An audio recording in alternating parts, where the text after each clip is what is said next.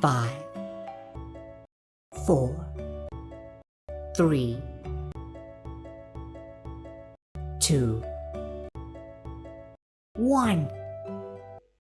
Sir, I should like to deal with some of the recommendations of the committee, particularly their observations in regard to closer coordination between the central government and the state governments. The question of making health a central subject was discussed in the country's Constituent Assembly, and the members did not accept the suggestion made at that time that health should be made a central subject. It is primarily a state subject, but it is also in the concurrent list. But so we feel that this was reflected this morning in the answers of the Minister of Health to a short notice question on cholera in Odisha, that there is not sufficient coordination between the central government and the state governments. Cholera has broken out in Orissa. The Orissa government has not asked for the help of the central government, and the central government on its own initiative has not offered any help to the Orissa government. That was brought out in the answers which she gave this morning. Sir, if we have to maintain a fairly high standard of health in our country, it is necessary that there should be a much closer contact between the state governments and the central government, and my suggestion in regard to the recommendations of this committee is that whatever might be the constitutional position, there should be a central government health advisor at every state capital to advise the state government to find out the difficulties of the state government and to seek remedial measures if it is within the power of the central government. The committee makes a suggestion about regional directorates. That may not be feasible, but certainly it is possible for government to appoint an advisor to represent it in the state capital. The second suggestion that I would like to make in regard to the main recommendations of the committee is that whatever might be the difficulties, we must make a start with regard to the evolution of a national health scheme on the basis of the scheme which is in force in England. In England, any person who makes a contribution of £5 a week can get all the benefits under the National Health Scheme.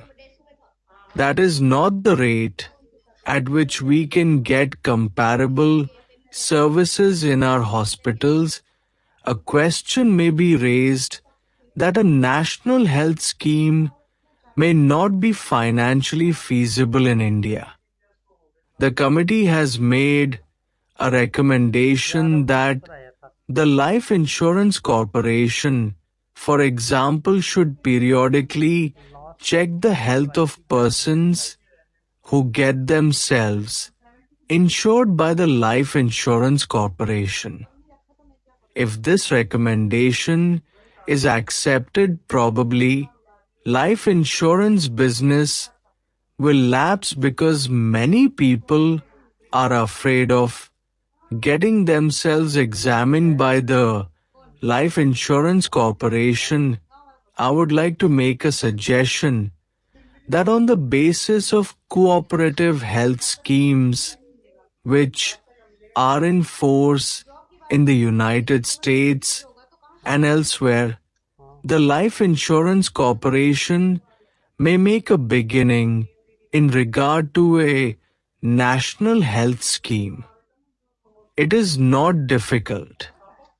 The difficulties are not insuperable.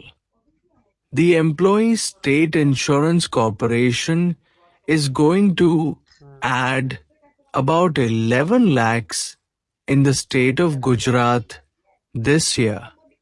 And if the 11 lakhs are added to the number of those who are getting the benefits of the Employee State Insurance Scheme at the end of the next year, there will be as many as 83 lakhs covered by that scheme. If that is possible, under the Employee State Insurance Scheme, it is quite in order for one to make a suggestion that the Life Insurance Corporation should make a beginning in this direction. It may not be possible for the Life Insurance Corporation to cover the whole country, but a beginning can be made. I would like to refer also to the recommendation made by the committee in regard to the medium of instruction in the medical colleges. The committee has recommended that English should be the medium of instruction in medical colleges and English should be the medium of instruction for nurses also.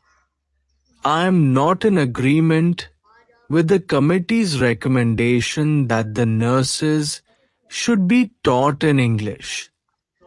Nurses have got to deal with people who may not know the English language. As far as doctors are concerned, if this country has to keep itself abreast of other countries in the world of medicine, it is necessary that the English medium should be retained.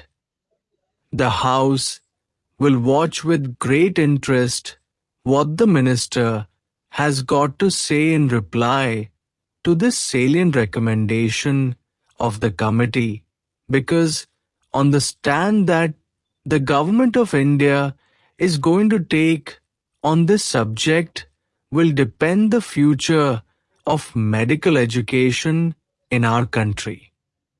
I would like to make an observation that somehow doctors feel that the standards of medical education are going down in every state on account of the forces of nepotism and favoritism being at work in regard to the selection of professors in medical colleges and in regard to the general apathy of students to receive instruction from teachers.